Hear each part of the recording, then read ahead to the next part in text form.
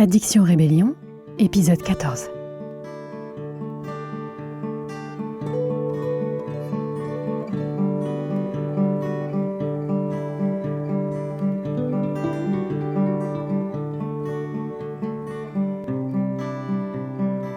Garde à l'esprit que la seule façon sûre de ne jamais devenir accro à quelque chose, c'est de ne pas commencer, et que la seule façon sûre de ne jamais replonger, c'est de ne pas recommencer. Cette phrase, nous l'expliquons petit à petit. Salut à toi, c'est Sophie, aujourd'hui c'est lundi. Bienvenue dans l'épisode 14 de Addiction Rébellion, un podcast pour faire le point sur tout ce qu'il faut savoir avant de commencer un sevrage. Ce podcast est un partage citoyen, un retour d'expérience sur un vécu assez dense, et il ne se substitue en aucun cas à une prise en charge médicale. Si c'est la première fois que tu écoutes ce podcast et que tu tombes par hasard sur l'épisode d'aujourd'hui, je te conseille d'arrêter ton écoute maintenant et de recommencer par le premier épisode qui s'appelle Addiction Rébellion pour commencer. Je te mets le lien vers cet épisode sous l'audio. Les épisodes 1 à 13 abordent des notions qui permettent de comprendre l'épisode d'aujourd'hui. Et puis dans l'épisode 1, je t'explique qui je suis et pourquoi je me permets de te parler d'addiction. Alors rendez-vous à l'épisode 1, à la case départ.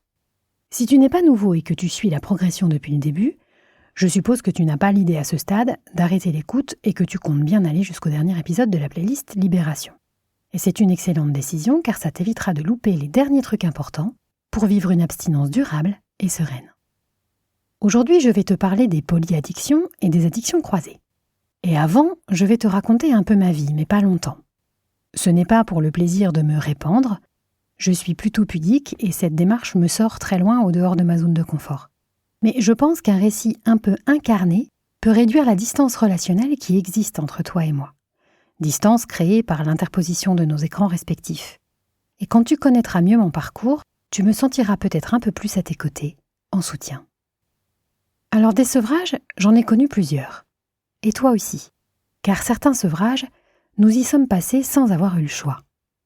Il a bien fallu nous sevrer, toi et moi, d'un milieu utérin, puis du lait maternel ou maternisé.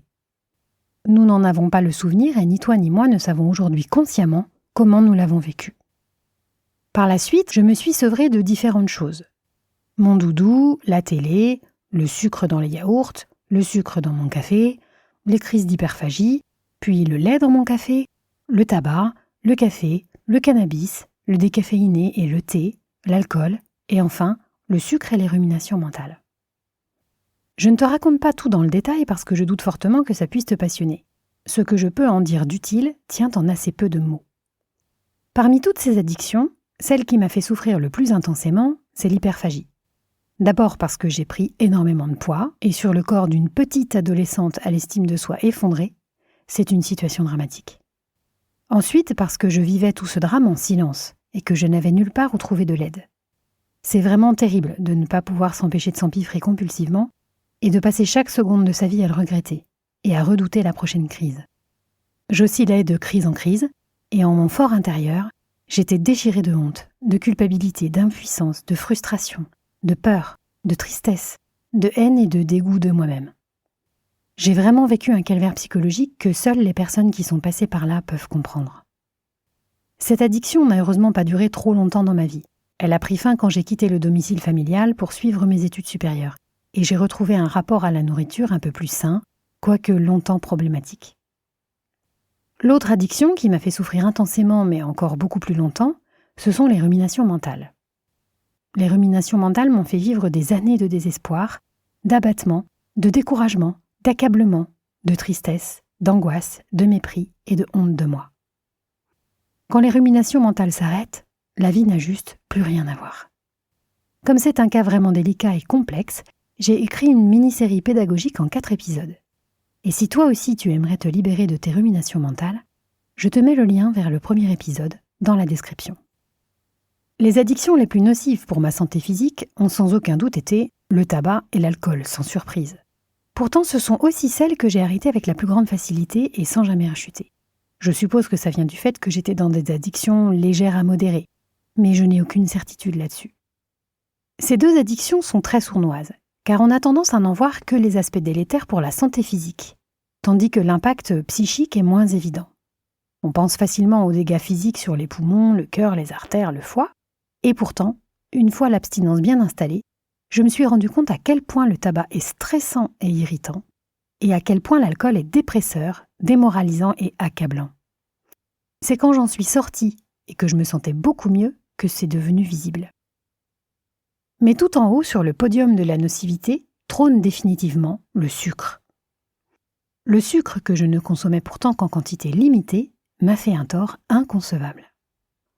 Quand j'en consommais, j'étais crevée, douloureuse, dans le brouillard, découragée d'un rien, handicapée physiquement. J'avais 50 symptômes désagréables et incompréhensibles, allant du symptôme cutané au symptôme gastro-entéraux, immunitaire, hormonal. À l'instant où j'ai cessé de consommer, je me suis mise à péter le feu, et ça ne s'est jamais démenti. De toutes mes abstinences, c'est vraiment la plus spectaculaire. La mise en place de ces sevrages a été assez facile finalement. Les addictions qui m'ont donné le plus de fil à retordre ont d'abord été le café, qui m'a causé des sevrages super trash qui m'ont vraiment lessivé, et c'est d'ailleurs la sévérité de mes sevrages qui m'en tient éloignée le plus sûrement. Je n'ai tellement pas envie de repasser par là que je n'irai boire du café pour rien au monde. Bon, moi, j'en buvais entre 1 litre et 1,5 litre tous les jours, et j'ai fait ça pendant 20 ans.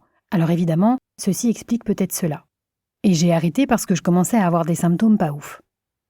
Deuxièmement, le sevrage rumination mentale a été un peu compliqué les premiers jours, parce que je me suis rendu compte que la plupart de mes pensées étaient des ruminations. Alors ça fait hyper bizarre. Les premiers jours, je me disais, mais c'est quoi ce truc ? J'ai l'impression que 95% de mes pensées sont des ruminations mentales. Au secours ! Mais heureusement, ça passe ça aussi. La fin des ruminations mentales, c'est comme un immense courant d'air qui viendrait vider tout l'intérieur de ta tête. Et ça laisse une sensation de tranquillité que je ne peux même pas te décrire. Enfin, mon abstinence au sucre a connu un dérapage, un coup de théâtre que je n'ai pas vu venir. Et après 1 an et demi d'une abstinence solide et ravie, ce dérapage m'a désaxé pendant des mois. J'ai mis au moins 8 mois à retrouver ma stabilité, en enchaînant mini-rechute sur mini-rechute. Alors je dis mini-rechute parce que quand je mange quelque chose de sucré, mon inconfort est tellement fort que je ne peux pas me permettre de binger pendant 1 semaine. C'est pas possible, je souffre trop. Un peu de sucre, c'est déjà un problème pour moi. Alors évidemment, j'y suis allée mollo sur les rechutes. Mais en une seule rechute un soir d'anniversaire entre amis, je suis passée d'une paix royale à 8 mois de pataugeage. Avant cette glissade malheureuse, je me sentais bien, stable, en pleine forme, en sécurité, libre et pleine de projets. Pendant les 8 mois qui ont suivi, j'ai passé mon temps à me poser des questions, à douter, à glisser, à me reposer 30 000 questions, le truc dont je me serais bien passé quoi. Bon, au moins ça m'a servi de leçon, et je te les rapporte, mais voilà quoi. Tu comprends peut-être mieux pourquoi c'est bien d'être prévenu pour cette histoire de coup de théâtre. Maintenant, si tu veux, je peux m'amuser à faire une description des points communs à toutes mes addictions. Premièrement, à chaque fois, j'ai consommé peu, sauf pour le café, car j'avais beaucoup de symptômes dès que je dépassais ma dose, et ma dose maximale était assez faible. Pourtant, cette dose maximale, elle a augmenté avec le temps, par phénomène d'accoutumance, et pour chacune de mes addictions. Deuxièmement, mes sevrages ont été facilités par 2 facteurs importants. Le premier, c'est que je savais comment faire, dans quelle direction aller, comment tenir le coup, et je n'avais jamais perdu de vue que j'allais me sentir bien après. Le deuxième facteur, c'est que mes addictions me causaient des dégâts tellement pénibles que le choix n'était pas difficile à faire. Ça ne m'a finalement pas demandé beaucoup d'efforts. Entre consommer et aller mal, ou ne pas consommer et péter le feu, pour moi ça a été vite choisi. Troisièmement, chacune de ces addictions m'ont fait expérimenter des dommages physiques et des dommages psy. Les dommages physiques diffèrent d'une drogue à l'autre. Le tabac attaque les poumons, l'alcool abîme le foie, les drogues détruisent le système nerveux, tu vois ce que je veux dire. Mais les dommages psy se ressemblent un peu plus.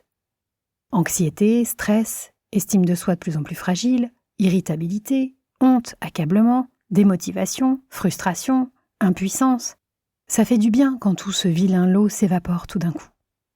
C'est un peu comme quand le ciel se dégage après des mois de pluie et de brouillard. Le monde change de lumière, de température, de couleur, et le décor a beau être le même, tout change.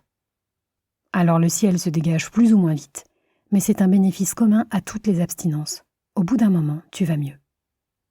Quatrièmement, chaque abstinence a apporté un lot d'avantages que je n'avais pas vu venir, parce que tant que je consommais, je n'avais pas conscience de certains inconvénients liés à ma conso. Si tu veux observer ce phénomène en toi et n'en rien louper, je te conseille de lister avant de te mettre en sevrage tous les inconvénients de ta vie et tous ceux que tu sais être liés directement à ta conso. Dans quelques mois, puis dans 1 an et demi, tu reliras tes notes et tu constateras peut-être que certains inconvénients ont disparu et que tu ne les associais pas à ton usage. Et aussi qu'il y a d'autres avantages qui se sont invités sur cette liste et que tu ne les avais pas vus venir. Ça fait des petits plaisirs bonus très intéressants par la suite. Enfin, s'il y a un bénéfice par-dessus tous les autres, pour moi c'est celui-ci. Je n'ai jamais regretté d'avoir cessé mes consos. Et tu ne le regretteras pas non plus. Pourquoi ? Parce que non seulement je me sens vachement mieux qu'avant dans ma tête, dans mon corps et dans ma relation à ma vie, non seulement parce que je fais des tas de trucs que je ne pourrais pas faire si je consommais toujours, mais aussi parce que les consos ne me manquent jamais. Le manque disparaît complètement avec la cessation de la conso. Et c'est normal, puisque le manque est provoqué par la conso. Du coup, plus de conso, plus de manque. Et tu sais ce que ça veut dire, plus de manque ? Ça veut dire plus d'envie. Plus d'envie. Jamais. Je n'ai jamais envie d'un café, ou d'une clope, ou d'une bière, ou d'un joint, ou d'un chausson aux pommes. Jamais. Je ne me sens même pas concernée. Imagine un peu. Je ne sais pas si tu as déjà goûté le bacaba. Le bacaba, c'est un fruit d'un arbre d'Amazonie. J'ai choisi exprès un truc rare. Du coup, tu n'en as jamais goûté, on est d'accord. Bon, ça te manque pas. Tu ne te lèves pas le matin en souffrance parce qu'il te faut absolument un bol de bacaba. Eh bien, c'est pareil. Quand tu ne consommes plus ta substance, elle ne te traverse plus l'esprit et tu n'en as plus envie. Tu n'es pas concerné. Si tu fais un effort de mémoire, tu te souviens, mais ça ne se présente pas dans le quotidien de ta vie. C'est la consommation régulière qui crée l'envie, même si elle est rare et occasionnelle. L'abstinence supprime l'envie. Et heureusement, parce que sinon ce serait pas cool. Donc voilà, tu sais tout. Si tu te rends compte en m'écoutant que toi aussi tu as déjà un certain nombre de sevrages réussis derrière toi, n'hésite pas à t'exprimer en commentaire. Alors la différence entre avant et après, ça, je pense que c'est quelque chose qui appartient à chacun. Moi j'ai vu mon niveau de motivation, d'engagement et de créativité grimper en flèche et péter le plafond. J'ai l'impression d'avoir 9 ans et demi en termes d'énergie et d'enthousiasme. Ensuite, j'ai pu renouer avec des trucs qui n'étaient plus possibles, comme la danse, la rando, le sport. J'ai aussi gagné en confiance en moi, j'ai appris à prendre soin de moi, à m'écouter un peu plus, à me respecter un peu plus. J'ai retrouvé un certain plaisir et un certain goût de vivre, même un peu d'espoir en fait. Et quand je dis ça, je sais d'où je viens, et je ne retournerai en arrière pour rien au monde. Alors après, la vie, ça reste la vie. Il y a toujours les galères et les trucs relous. Mais déjà, il y en a moins, parce que l'addiction en soi, c'est déjà un gros truc bien relou. Donc quand tu t'en libères, ça fait de la place dans le disque dur. Et surtout, depuis que je suis abstinente, je ne vis plus mes galères de la même façon. Avant, les galères m'anéantissaient. Maintenant, elles ne me font pas plaisir, mais je les gère, et c'est tout. Voilà. Grosse différence. Gros confort. Alors, ce podcast, il est conçu pour t'aider à t'émanciper des substances ou des comportements addictifs qui altèrent ta qualité de vie, mais je n'ai pas de playlist à te proposer pour une vie sans galère. Ça, j'ai pas. La galère, je sais pas, on dirait que la vie a des droits d'auteur sur ce concept. Ça doit être un copyright à poser directement sur la vie. Voilà. Tout ça pour dire que je ne suis pas plus dégourdie que toi, je suis même plutôt partie pas mal de traviole dans ma petite enfance, et je ne suis pas forcément super équipée au départ pour éviter les pièges ou pour en sortir. Du coup, franchement, tu vas y arriver, il n'y a pas de raison. Je te le rappelle encore une fois, si tu as des questions, si tu as besoin de soutien, si tu souhaites me voir aborder un thème, dis-le-moi. Maintenant, je vais te parler du cas de certaines polyaddictions. Tu peux avoir compris par toi-même que tu as plusieurs addictions problématiques, mais que pour des questions de priorité, tu as décidé de t'occuper d'abord de l'une, et quant aux autres, ma foi, on verra un jour ou peut-être pas. Bref, toi, tu focuses sur une, et c'est parfait. En plus, le jour où tu décides de t'attaquer à une autre addiction parce qu'elle dégénère, tu sais le faire. Tout ce que tu as appris ici et que tu as intégré te resservira si tu en éprouves le besoin. Quand je parle de polyaddiction, je parle plutôt d'addictions qui vont ensemble. On pourrait même parler d'addiction croisée ou d'addiction sœur. Et comme elles vont ensemble, ce n'est pas idiot d'étudier ça de plus près. Si tu veux te débarrasser de l'une d'entre elles et continuer de fréquenter l'autre, il faut que tu regardes de près de quelle façon ces addictions fonctionnent ensemble.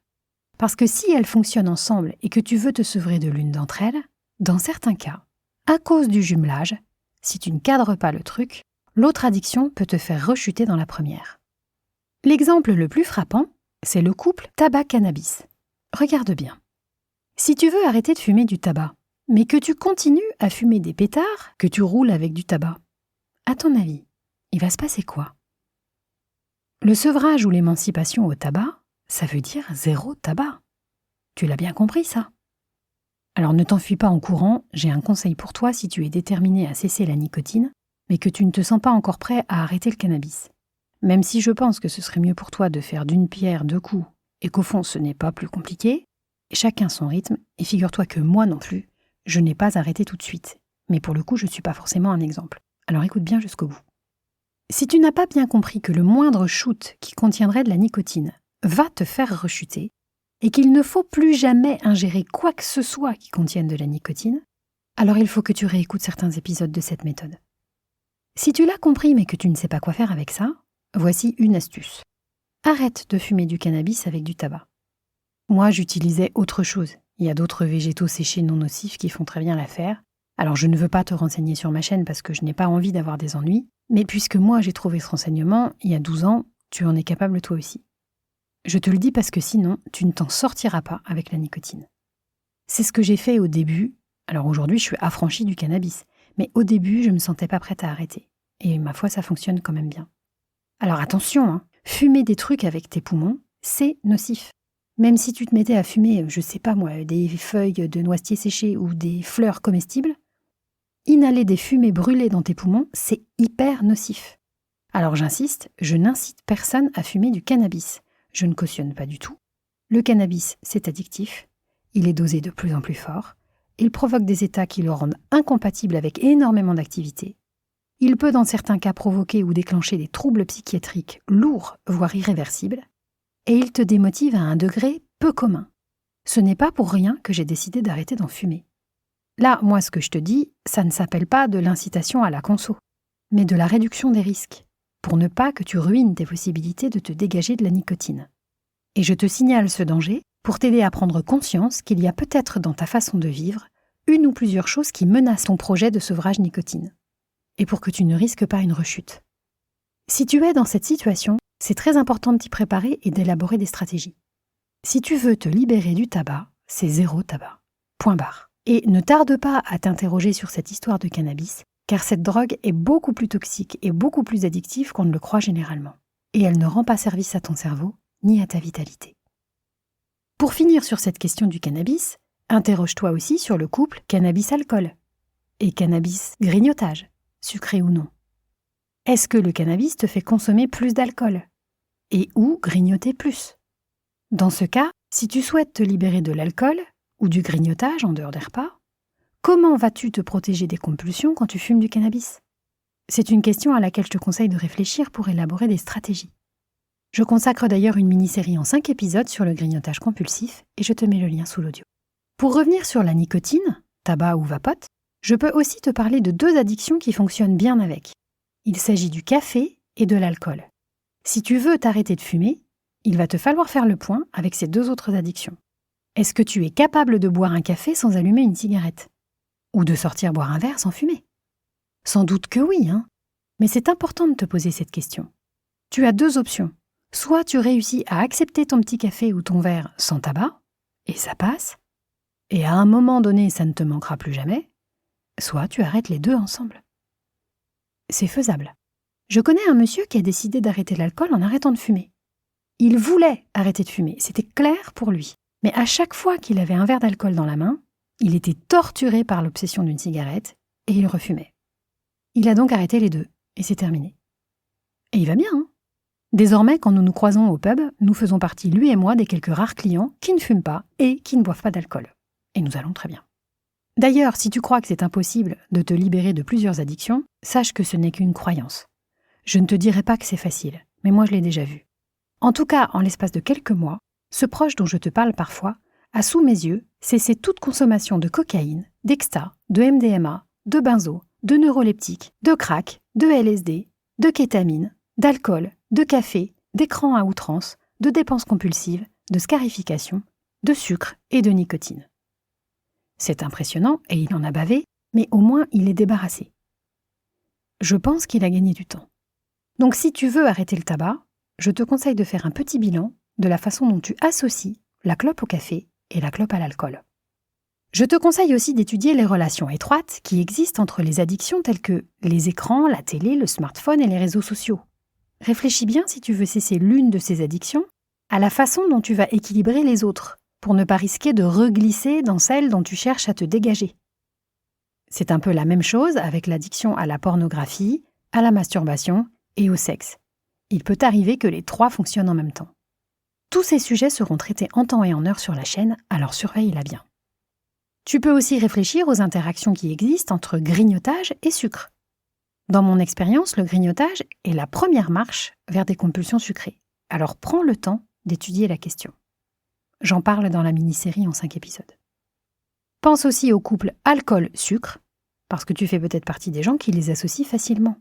Si ton truc, c'est plutôt les cocktails, les Irish coffee, les bières au sirop, les alcools au sirop, les vins moelleux, ou qu'inversement tu choisis toujours le petit chocolat à la liqueur, le baba au rhum, la crêpe flambée, la coupe colonel, que tu mets du rhum dans toutes tes pâtisseries maison, et que tu ne peux pas terminer un repas de gala sans ta cerise à l'eau de vie, interroge-toi sur la relation que les deux substances entretiennent chez toi, histoire que l'une ne déclenche pas irrémédiablement une compulsion vers l'autre. Alors, 2 autres addictions qui s'associent parfaitement avec toutes les addictions que j'ai citées, ce sont les ruminations mentales, dont je parle dans la playlist mini-série, et la dépendance affective, dont j'ai prévu de parler, alors surveille l'activité du podcast si tu es intéressé. Je pense qu'il existe un compagnonnage particulier entre l'héroïne et toutes les substances de type morphinique, opioïdes et compagnie, mais je ne connais pas assez cette drogue, et je ne suis pas qualifiée pour te parler de médicaments. C'est hors de mon champ de connaissances. C'est pourquoi je te suggère de te documenter sérieusement et de te faire aider par des médecins addictologues si tu te sais à risque sur ce point. J'ai connu d'anciens héroïnomanes qui ne prennent jamais d'opioïdes, donc je te conseille de t'adresser aux professionnels compétents. Même si rien ne t'empêche de me poser des questions, je verrai ce que je peux faire et comment t'orienter au mieux. Enfin, je vais te parler d'une addiction jumelle de la cocaïne et qui est très problématique. Il s'agit de l'alcool. Je te mets en description un cours de médecine en amphi dispensé par le professeur Laurent Carilla, grand addictologue français, qui a créé la série Addiction, dont je te mets aussi le lien et qui est super intéressante. Dans ce cours, Laurent explique à ses étudiants un phénomène que j'avais remarqué chez mon proche, mais que je ne savais pas expliquer, et qui concerne les personnes qui consomment de la cocaïne. Alors j'espère que je ne vais pas trop simplifier, mais l'idée, c'est que lorsque de la cocaïne et de l'alcool sont consommés ensemble, une partie de la cocaïne est transformée dans l'organisme en cocaéthylène, un métabolite psychoactif chimiquement proche de la cocaïne et dont les effets sont en partie similaires, voire durent plus longtemps. Il s'agit d'une association. L'éthanol fournit le groupe éthyle qui est incorporé à la molécule de cocaïne. Consommer ensemble de l'alcool et de la cocaïne peut donc créer un conditionnement, une sorte de partenariat. Du coup, quand l'usager a mémorisé cette association dans ses schémas, dès qu'il consomme de l'alcool ou de l'éthanol, il allume la mèche. Et la cocaïne apparaît alors comme la pièce manquante d'un puzzle détonnant. C'est une question d'association apprise dans ton cerveau. Je te donne une image pour que tu comprennes. Si je te dis Roméo, tu penses à qui ? Si je te dis Tintin, tu penses à qui ? Je peux en faire plein comme ça. Laurel et Starsky et Wallace et Tom et... Tu vois ce que je veux dire ? C'est un peu la même chose. Chez certains, quand l'alcool arrive, c'est un peu comme Starsky et la réponse qui se déclenche, c'est cocaïne. Résultat, le cocaïnomane sevré qui boit un verre d'alcool replonge direct le nez dans la poudre. Parce que l'alcool réveille en lui son cerveau des addictions cocaïno-addict. Et ça ne réveille pas seulement un mot comme Hutch, Jerry ou Hardy. Ça réveille tout le circuit d'obsession et de recherche jusqu'à la consommation du produit. Bilan des courses. Si tu cherches à arrêter la cocaïne, mais qu'à chaque fois que tu bois un verre, tu deviens maboule dans les jours qui suivent et tu cherches un dealer, tu sais ce qu'il te reste à faire. C'est exactement ce qu'a fait la chanteuse Rose qui anime le podcast Contradiction, dont je te mets le lien sous l'audio. Pour sortir de la cocaïne, elle a aussi cessé de boire de l'alcool. Pour tout te dire, si tu es dans une situation similaire, dis-toi que si tu ajoutes à ta consommation de cocaïne d'autres psychostimulants qui modifient violemment ta conscience et ton comportement, héros, crack, exta, MDMA, GHB, GBL, catinone, etc., Arrêter seulement l'un ne va pas être super efficace, parce que ça va t'envoyer des grosses décharges de dopamine qui vont à coup sûr faire flamber toutes les autres addictions. Dans ce cas-là, je te conseille d'envisager un lot commun. N'hésite pas à me mettre un message si tu te poses des questions et si tu as des appréhensions. Voilà, c'est tout pour aujourd'hui, chère auditrice. Nous sommes sur le point d'en terminer avec cette méthode, et dans l'épisode 15, qui sera le dernier épisode, je vais voir avec toi comment tu peux choisir à quel moment idéal te lancer dans ta grande aventure du sevrage. Alors je te donne rendez-vous à l'épisode 15 et j'espère bien t'y voir. D'ici là, pense à laisser des commentaires, à poser des questions, à t'abonner, à liker, à partager, à en parler autour de toi. Et garde à l'esprit que la seule façon sûre de ne jamais devenir accro à quelque chose, c'est de ne pas commencer. Et que la seule façon sûre de ne jamais replonger, c'est de ne pas recommencer. À bientôt. Bye bye.